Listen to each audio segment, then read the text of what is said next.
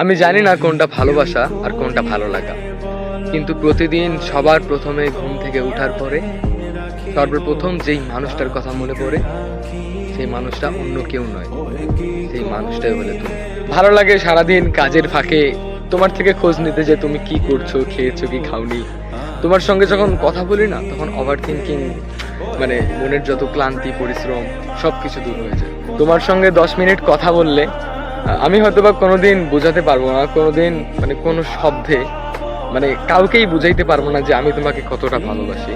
তবে আমি এই কথাটা বলতে পারবো, তোমাকে আমি পৃথিবীর সব থেকে বেশি ভালোবাসি। তোমার সঙ্গে 10 মিনিট কথা বলি বা 1 মিনিটই কথা বলি না কেন, বা সারাদিনই কথা বলি না কেন, কথা কোনো দিনও শেষ হবে না। আর যে ফিলিংসটা, সেটা আমি কোনো শব্দেই প্রকাশ করতে পারবো না। সত্যি বলতে, আমি তোমাকে প্রচন্ড পরিমাণ ভালোবাসি।